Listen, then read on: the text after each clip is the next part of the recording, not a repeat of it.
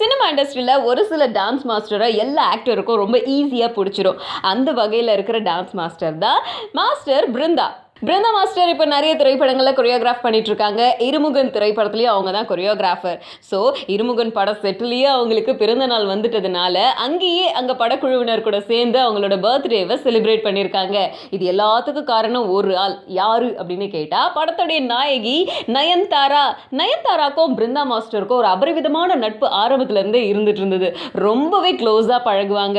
ரெண்டு பேருக்கும் போர் அடிச்சதுன்னா மிட் நைட்டில் கார் எடுத்துகிட்டு எங்கே போகிறாங்கன்னே தெரியாது, எங்கேயாவது போயிடுவாங்களாம். அந்த மாதிரி ரெண்டு பேருக்குள்ளார அவ்வளோ ஒரு அண்டர்ஸ்டாண்டிங் இருக்கும்போது இதுக்கெல்லாம் காரணம் கண்டிப்பாக நயனா தானே இருக்க முடியும். ஸோ நயன்தாரா இந்த பர்த்டே பார்ட்டியை ஏற்பாடு பண்ணியிருக்காங்க. ஸோ நயன்தாராக்கு என்னுடைய ஸ்பெஷல் தேங்க்ஸ் அப்படின்னு பிருந்தா மாஸ்டர் சொல்லியிருக்காங்க.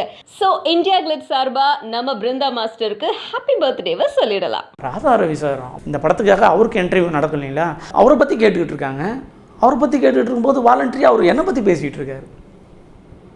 அதெல்லாம் பெரிய குடுப்பனம் தானேங்க.